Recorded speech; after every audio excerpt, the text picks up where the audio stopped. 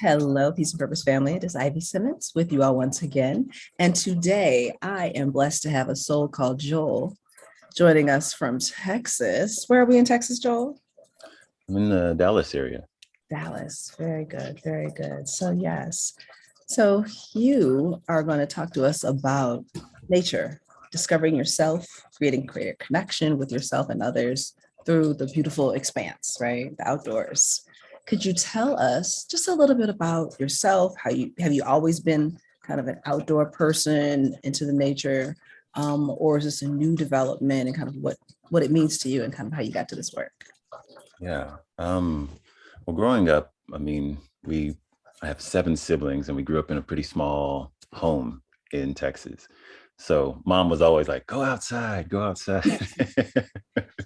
So there's always been, that like kind of, underlying connection to the outdoors. But I Mhm. think it's been more intense over recent years when, with COVID and everything happening, and recognizing how um, peaceful I felt and how grounded I felt outside. So I'd go for long hikes, you know, down by the river or anywhere I could, and Whole song, Down by the River. down by the river. And it just kind of happened naturally, like, oh man, I feel really good. I feel amazing. And then I realized I was actually kind of hacking my empathy, as highly sensitive people, we're always absorbing other people's energy. And so why not go outside and absorb the energy of nature, right? The peace and the balance and just the centeredness that is just there in our natural biome. That's amazing. So, I want you to help the party people because they may not know what a biome is. Okay. Biome, just, a climate, a natural balance of all of the creatures living together, right? Um, but Ecosystem. ecosystem, there we go. I just want to help everybody. They'll be like, listen, friends, I don't know what they're talking about. I love it. So you started going outside kind of around COVID, Mhm. and you started recording and talking to the people. What made Yeah. you decide to share this experience, or were you doing it for a while and then something told you, others may enjoy this? I have something that I would like to Mm. share with folks. No, it totally happened naturally. I was on social media and I decided I'd get on and kind of create a authentic space for myself where there was no expectation. So I was on TikTok sharing my music and my thoughts and ideas. And then it kind of happened naturally. I was like, oh, I'm out for a walk. I was hiking 5 to 10 miles regularly. And I was like, let me just see what happens. And I went on and started connecting with people. And there, everybody was like, oh, it's so peaceful here. I love connecting to you. Like, what is your take on this and that? And it became like a whole philosophical, spiritual exchange. And it was really beautiful. It just kind of unfolded. That's beautiful. And how often do you take these hikes? Like, is it Oh, a day almost or three daily, times a week? almost daily, if I can. 5 to 10 miles daily. That's Yeah. some good health right there. That's your vitamin D, your oxygen. You've reduced your EMFs, Oh, yeah. grounded. I love it. That is amazing. So, what is your work? You mentioned writing music. Yeah, I'm a songwriter, do a number of things. Mhm. I write music, I perform, um, do some video work, editing and recording. I also write poetry, literature, and You was a Renaissance man. That's what's happening. yeah, I guess I'm a Renaissance man. We'll go with that. Even some modeling on occasion. So I have my hands in a lot of things. Keeps Okay. me entertained. How do you decide what you'll kind of take on or what speaks to you? Hmm. I don't actually. I My meditation practice, I think part of the walking and being in nature is it's a meditation for me. Mm. Surrendering, recognizing how the mind, body, and spirit are all working together. And for a long time, and maybe in our society, our intellectual mind is kind of at the forefront, taking most of the bandwidth and trying to bring that back into the heart space and into the body. So for a while with walking, the body is where I connect, right? Like recognizing how tension or frustration maybe showing up in my body, like Oh, nice. tight hips, tight shoulders, right? Okay. And so when I surrender and relax, release all that tension, it makes more space for the flow and for divine intuition and inspiration to come. And so that's really kind of what drives me. The walking is more of a surrendering and clearing my palette for the day. And on my walks, I'll get inspiration for a poem or a meditation or a song. So I lean into that connection as my inspiration. Mm. Nature as a meditation, because we've talked this weekend a lot about meditation. Um, but most people find it like really difficult. Like you said, quieting the mind, being able to be still. And I've done some practice walking meditation. I feel meditative after I get done walking. If it's not like in the neighborhood, but I go somewhere, right? Because walking down the street with cars is not it. Dodgy, dog mess. It's not the conversion. But I think that we don't recognize one, that meditation isn't always sitting still, right? If you're swimming laps, you can totally get into the zone with the breath and the movement of hearing the water, your hand hitting the water, and that's meditative. But we have this idea of meditation is sitting still with your eyes closed, Right. maybe a time or two, or some waterfalls playing in the background. Yeah. How do you help people understand the benefits of being in nature and how it is really restorative? I know you do it in you're talking to people. Sidebar, your voice. You could be a voiceover actor too, because the voice is so calming. You've got this Oh, great resonance to your voice. oh, thank you. Yeah. So how do you help people understand the benefits? Like, it's healthy. Yeah, you get to work out, but like all of your bodies get benefit too. Well, I think, well, I want to back up and go to meditation for a second because that's tied to Sure. my answer. For me, I try to demystify meditation, and it's not just, sitting down quietly for hours on end and, trying to quiet your thoughts. I think of it more as just turning your attention towards something. And that particular type of meditation might be, more advanced, but right now I'm doing a Rise Journal Challenge, which is a construct, a meditative journaling practice that I've created. And, we'll do 5 minutes in the morning. We did it this morning at sunrise at 7:30. And I'll play guitar for 5 minutes and give people a space to kind of just release and calm and relax and ground. There's birds singing, there's nature, and they're just writing all of their thoughts onto the page. But what they find is when they release anything that's been in their mind, they have space to actually become more aware in their bodies and in their hearts. So when you've created that space and you're actually outdoors in nature, I mean, of course, you know that the sun provides nutrients to our body, but any spa you go to, right, there's always nature sounds. And we're inside right now because, well, I needed to be because there's some construction going on in the neighborhood. But usually I'm outdoors to stay grounded because in reality, it's our natural habitat, right? And we're so isolated and so, and as Black people, we've been kind of terrorized away from the outdoors, right? Yeah, that's Slavery, very and, wonderful. running and being lynched and hanged. And, there's a whole history of trauma that is somaticized. It's like in our body, it's been in our DNA from hundreds of years now. And so that's part of my mission as well, is kind of embody that freedom that I would like to see in the world for all of our people, especially the Black culture. Yeah, but nature provides a lot of healing. I think, we all know that. Just if we can go to the spa and you hear water sounds, oh, you want to go to Clearly, bed. I've got a waterfall that sits up next to my desk. Like, right, I have to have it. Right. Yeah.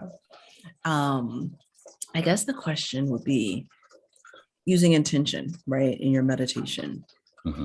There's the circle of thought that you try to like not think of anything, but introducing intention, maybe sometimes people suggest before you go into it, if it's to be restorative or to open your mind or what have you. How do you determine what your intention is? Is it purely on flow? Is it, I may be kind of working through something in my brain and I need to like allow that to push forward so I can, okay, I'm intention to like receive some insight. How do you give yourself permission to decide what intention you're going to go with, and how does that help? Yeah. So actually, we're talking about intention this morning. It's the RISE is an acronym. It stands for release, clear your mind, inquire, asking hard questions, self-awareness, cultivating greater awareness and coherence between the body, mind, and spirit by listening to your heart. And the E is for empowerment. And that is setting an intention and an affirmation. And I think of an intention as a state of being, a disposition, the energy you show up. So in those lives, my intention is to be a conduit for grounding, healing, and transformation. Like to get over myself, it's not about me, it's about we. And when I listen to my heart and I think about my own personal healing, I'm wearing my Healed People, Heal People shirt. It's all about once I get to a certain state of health, being a support to others as much as I'm able. So that to me is, understood as the intention to be a conduit for grounding, healing, and transformation. And I choose that from a heart space. It's like, well, what's in alignment? One of my favorite meditations is a morning practice that's guided by David G.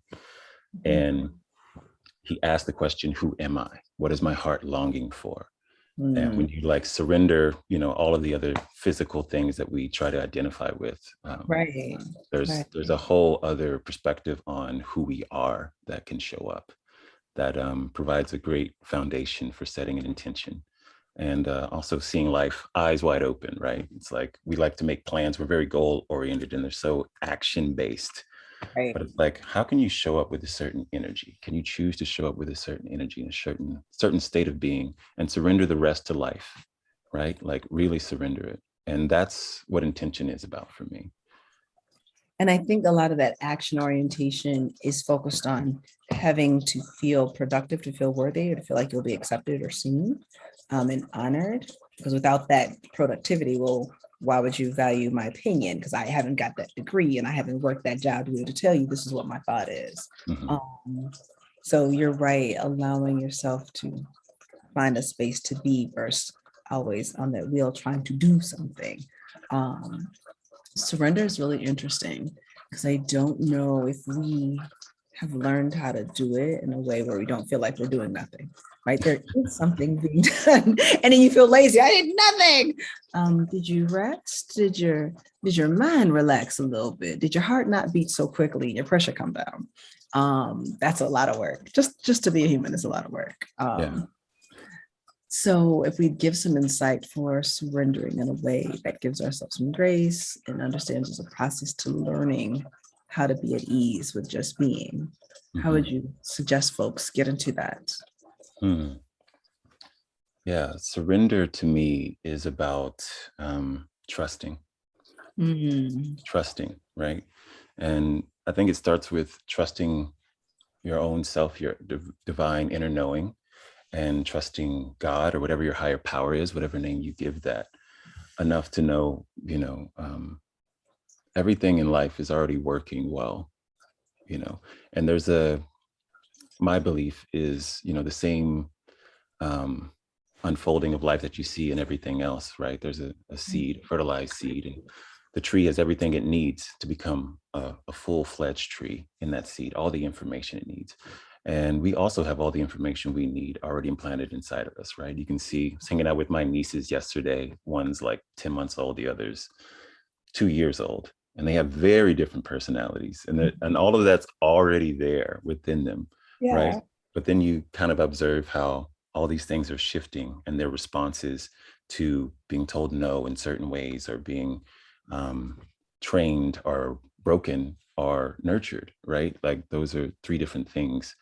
And I think as adults, you reflect back and you go, oh, I need to unlearn a few things. I need to surrender these things, right? Surrender these ideas about myself, surrender these conscious and unconscious beliefs so that I can see that the life force that is within me is greater than all of that. That's amazing. Yeah, trained, broken, or nurtured. I love that. Because a lot of us have been trained and broken a lot, but the nurturing is sorely lacking for so many people. It doesn't matter ethnicity, gender. It gets more intense when you push on ethnicity and gender, but regardless, the human experience is not one broadly of nurturing and allowing people to explore and learn self-questioning techniques to then, pour it into life and everything else, right? Mhm. Um, when we talk about nurturing oneself, what are some key things that you've done to help nurture to break your training and the brokenness that you've experienced growing up? I'm not saying your life was horrible, right? But knowing you went to school, somebody said something crazy to you, teacher Of or student, course. right? Girlfriend Mhm. or boyfriend or whatever, it's happened, right? The brokenness takes place. But what have you done to remove some of that scar tissue from Mm. the training and the brokenness to Yeah. allow for nurturing? I think the biggest thing is learning how to hold space for myself. And that shows up in many different ways. But I think one of the first ways was actually through journaling. Okay. I was going through a real rough time. I couldn't sleep well. And I was probably in my early 20s. And I woke up in the middle of the night and just pulled out one of my college notepads and started writing. Wrote, I don't know, 20 pages. And then Wow. finally, I slept like peacefully. And I woke up the next day and kind of like reviewed what I had written. And it was every thought that was in my mind that I was trying to put into, some kind of puzzle and try to create a picture, as opposed to just creating a space for it to exist and be okay without needing to fix it, right? Holding space, just being okay with it not being okay. And for me, that was the release part of like my journaling, the Rise journal that like I've been developing. And it's all about like, how can I create a space to witness myself? One of the intentions that we've been using in the journal practice is, may I be available to witness what I've never witnessed before about myself so that I may heal and grow. And like just setting that as an intention, right? Holding space for yourself, right? We've all got our blind spots, and that's why we're self-sabotaging. We can't see it. Right. So just setting that intention like creates the space for you to witness yourself, whether sometimes it's through the journaling and stream of consciousness writing or on a trail. Even if I just start to think about, well, why am I sore right here? Why was I holding all the tension of my day in my right leg and not my left?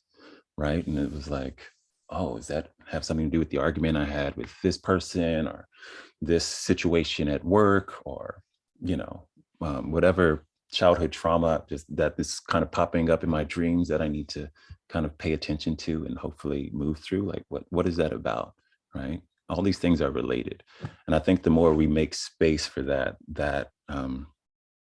becomes a greater sense of self-awareness and self-nurturing. I love that.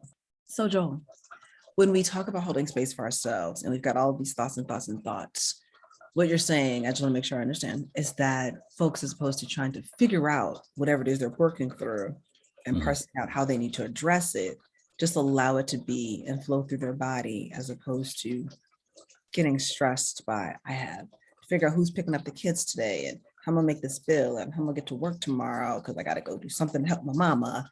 Like, give yourself some time to just, and then things will come up to help support you. Is that what you're Yeah. saying? Yeah. I mean, I think, well, I mean, some of those things are right, like practical things, right? You have to have a schedule and some sense of, timing when those things will happen. But as far as like some of the other things, like some of the deep hurt and if you witness defensiveness coming up in your, life with something, recognizing when you're showing up as a victim, right? Mm, And I think there's a difference between actually being victimized, right? People will do things and be acting out and it'll be harmful. But when am I showing up as a victim and why am I choosing that? And where is that hurt? Where was that hurt initiated in my life, in my childhood?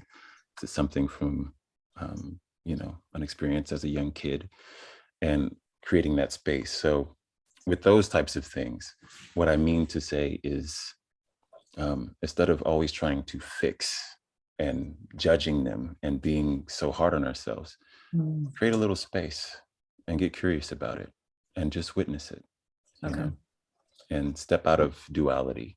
Mhm. Right. And we get so locked in, it's either this or it's that, you know, versus we're all the things. Varying degrees at different times, but we're all the things. So when you say being a victim, step out of being a victim, sometimes Mhm. people are like, but they really did harm me, right? Yeah. But how was it? How do you shift that from there was harm that happened. I'm no longer currently being harmed. And I still have feelings about it. And I need to process those feelings so I can release them. So it's not so triggering. Is that what you mean when you say come out of being a victim? Or is it how you're receiving information from someone and you kind of switch to victim? Well, both, right? And I'll say like the first one, right? Like I've been showing up as a victim. I'm no longer being harmed. And that's more of a self-love thing, right? Like I love myself enough to choose peace. I love myself enough to choose self-worth, acceptance, and acknowledging that whatever that person decided to do or how they decided to show up is probably a bit of their own trauma that they're trying to work out. And I want to have some compassion because at the end of the day, if I don't learn how to step out of showing up as a victim and showing up as an empowered person with self-love and self-worth, then my own life is going to suffer. And I don't want that. I want to create a life. Now, the other thing is about being triggered, right? And that's tricky because, you know, that's a sore spot that's being touched. And it's like, oh, they did something. And it's like, oh, okay, well, recognizing like, okay, well, what in me is being triggered right now, right?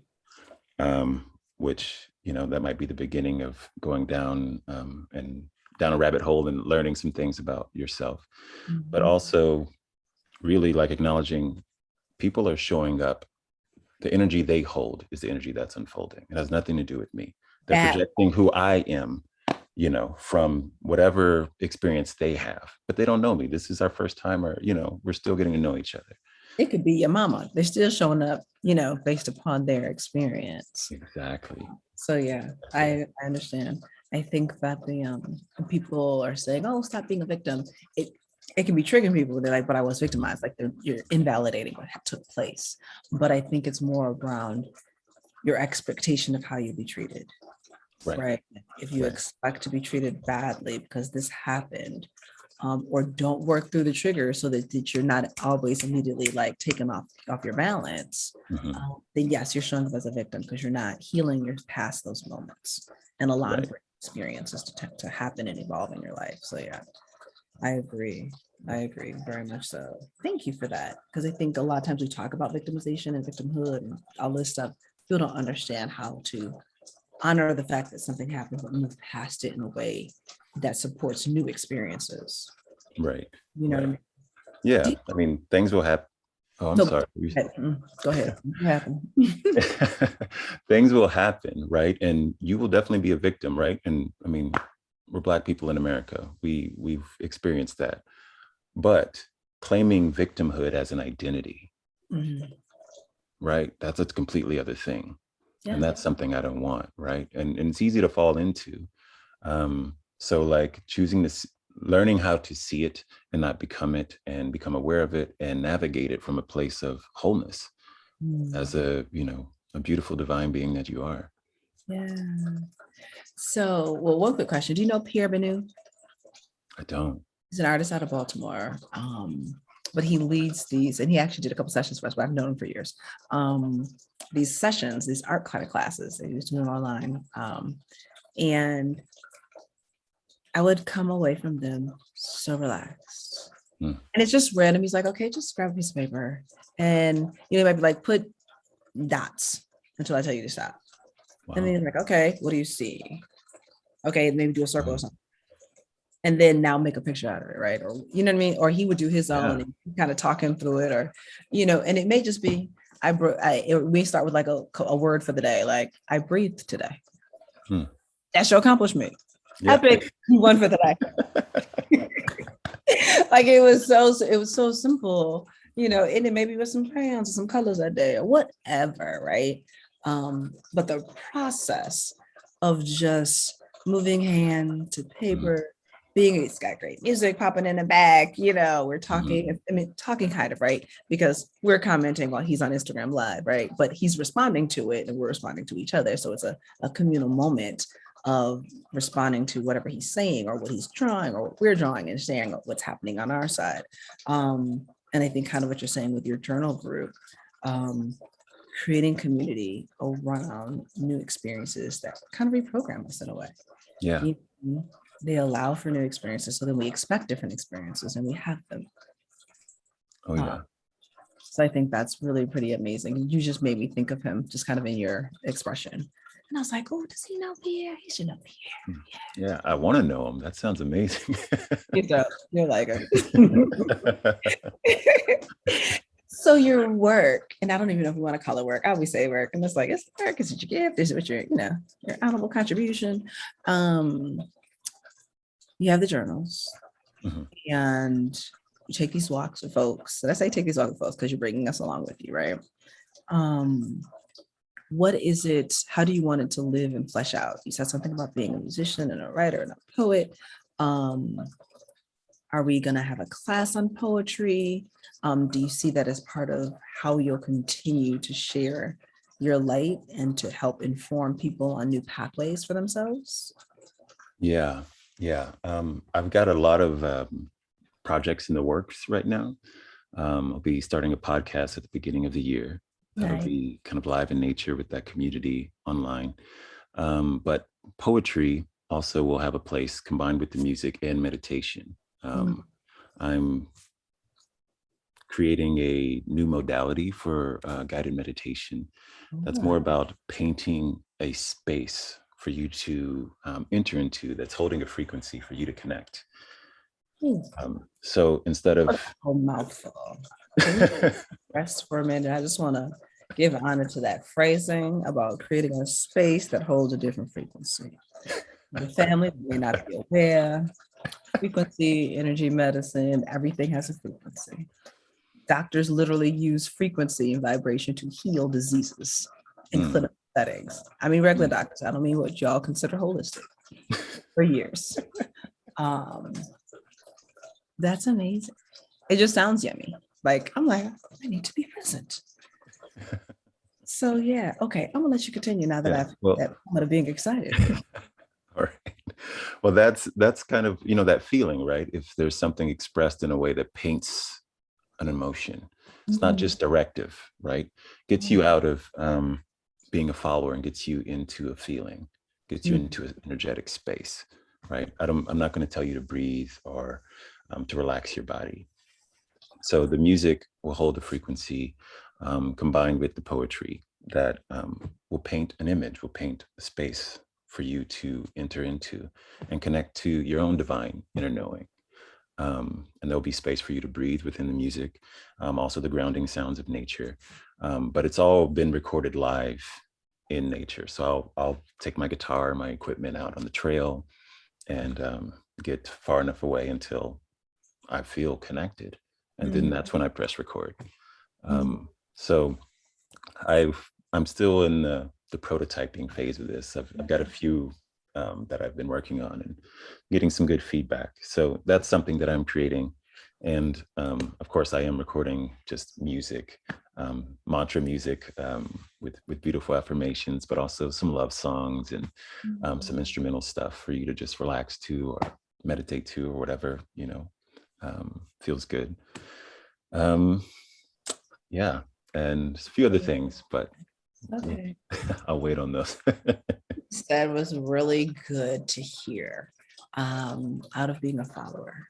Because a lot of times when people kind of find a niche and find that they're able to show people, they become teacher, leader, right? Conduit. Mhm.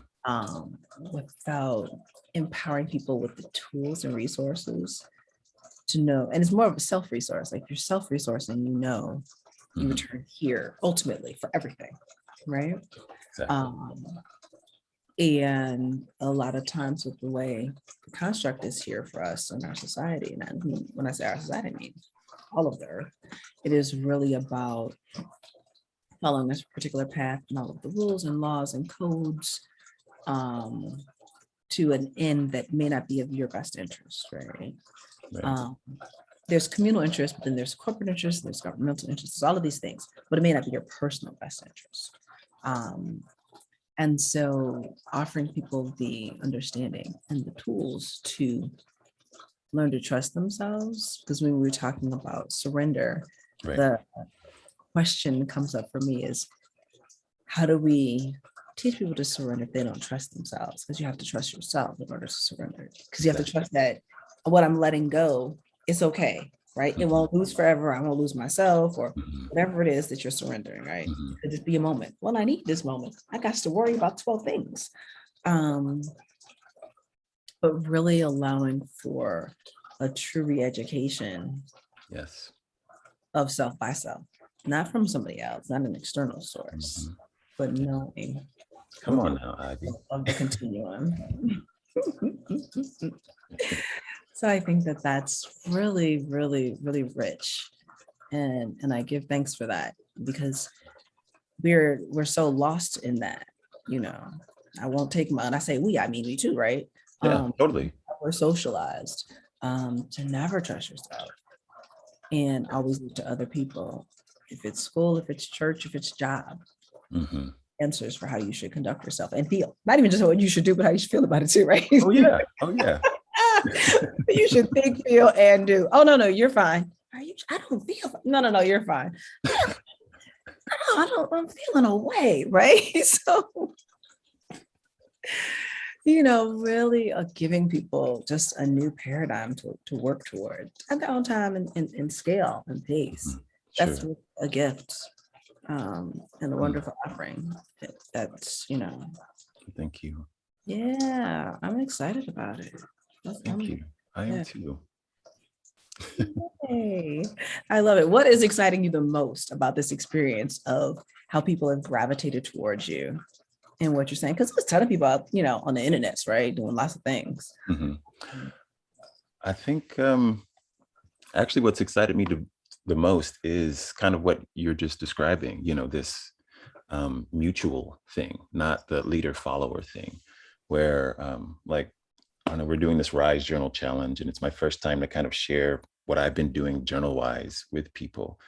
And to see people get up at, you know, 6, 7 in the morning to get on live with me and have this moment together has been so um, I was so excited the other day. It starts at 7. I was up at 4, couldn't sleep. It was like a little kid. I love it.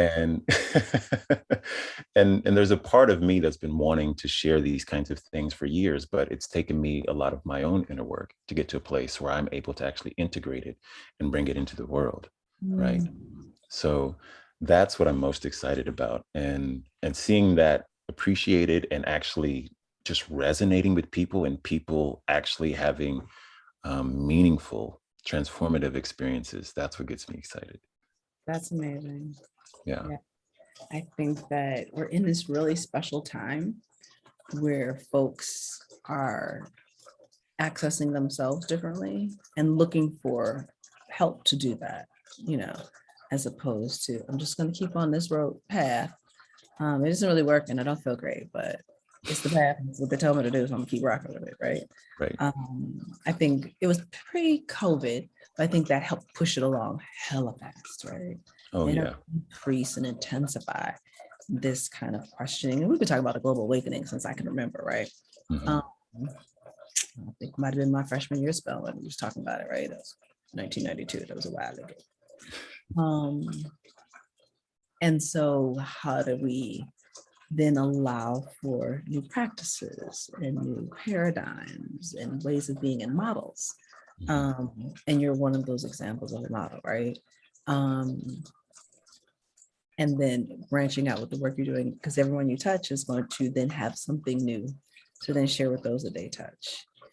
And that's just, it's yummy and it's exciting. And I think that we're headed in some really great directions. There's a lot of distractive foolishness, but Tech, you live in Texas, with Mattel. Sure. Why dues pay members talking to each other right now?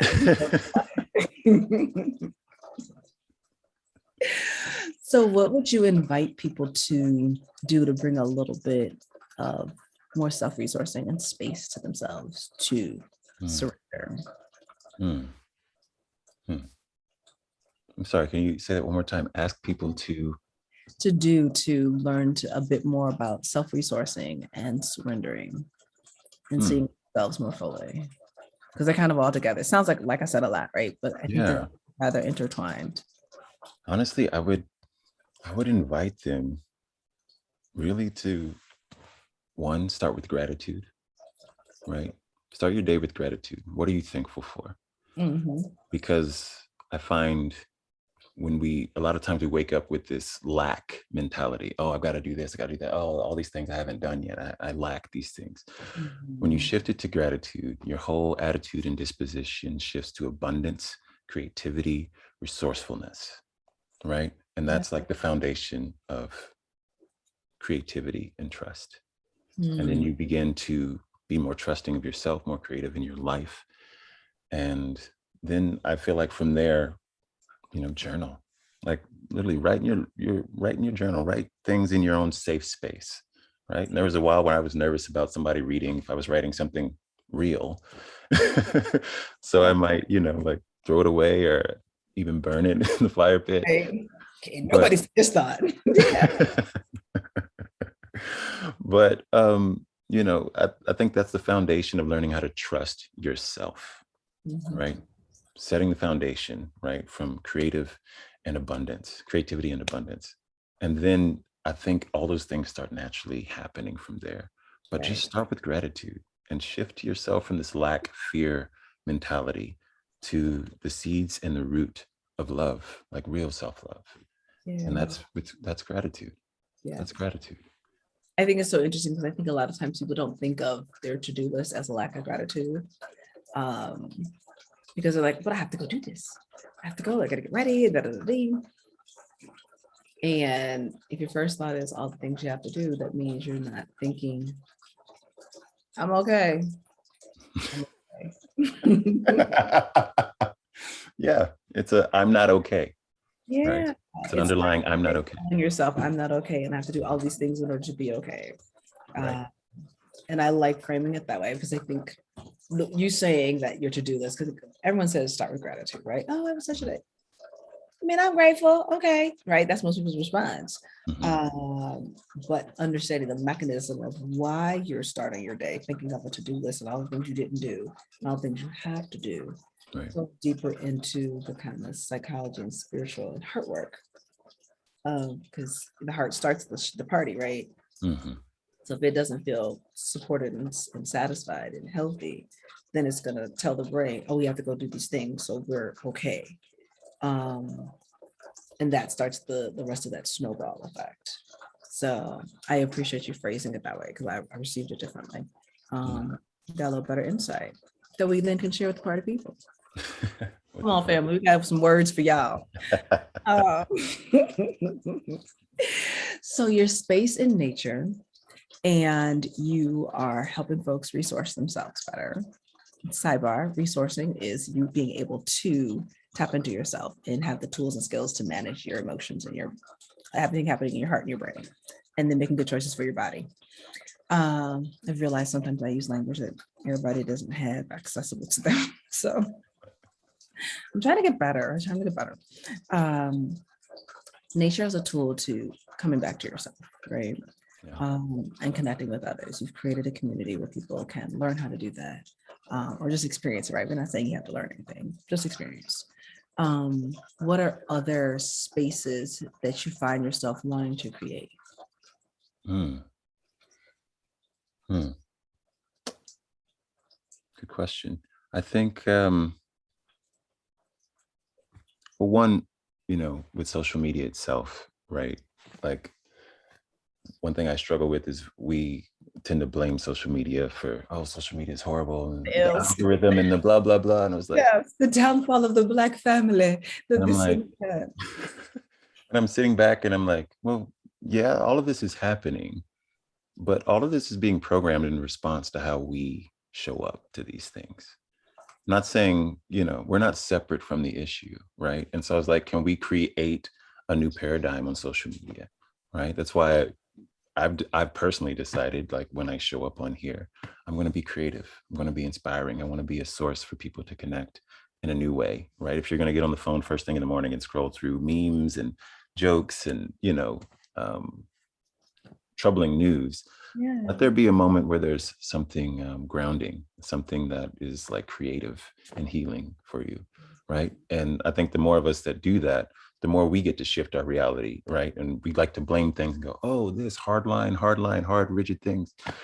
And the weakest structures are all rigid, right? The strongest structures are flexible, Mm.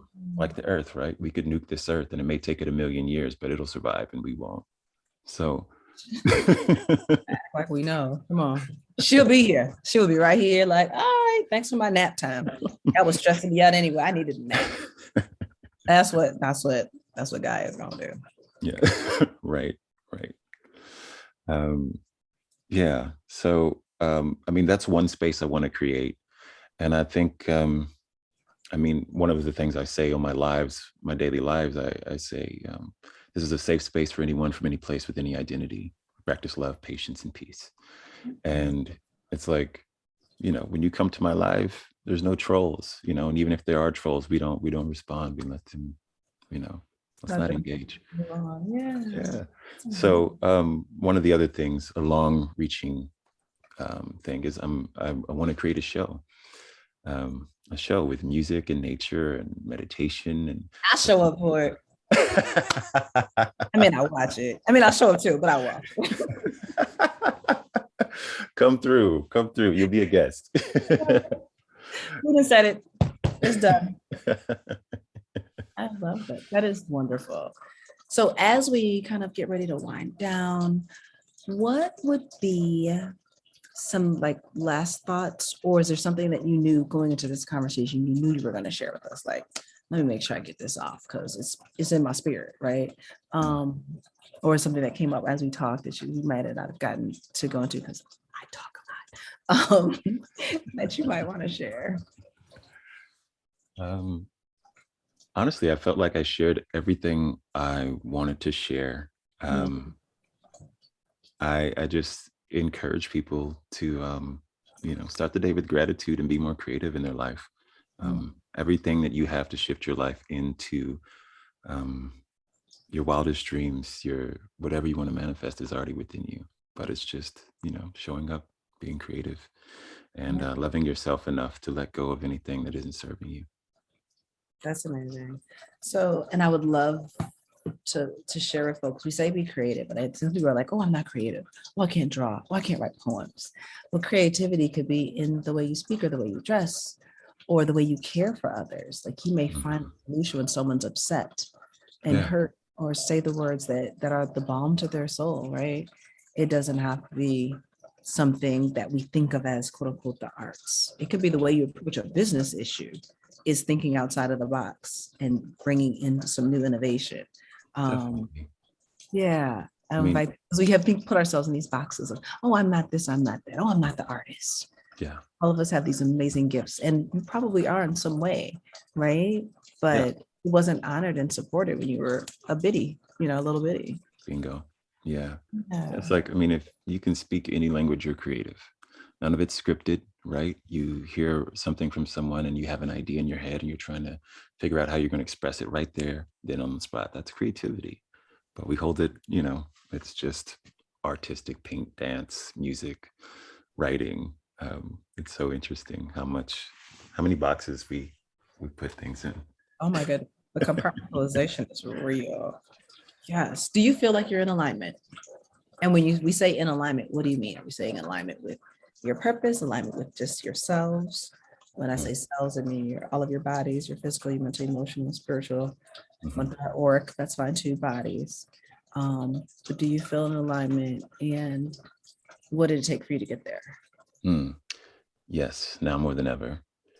And what it took for me to get there, just showing up daily, holding space for myself, loving myself, and then creating with intention and affirmation and trusting, you know, and life always brought all the other parts and pieces to support that journey. Life always says yes. Yeah. That's amazing. Well, I think that is a beautiful space to end, trusting oneself and knowing that life will bring to you what you need and showing up for you. I love that. A Soul Couch, y'all. It has been delightful. Thank you for joining us. Thank you. It's been truly my pleasure. Indeed. You have a glorious one, kind sir. You as well. Peace.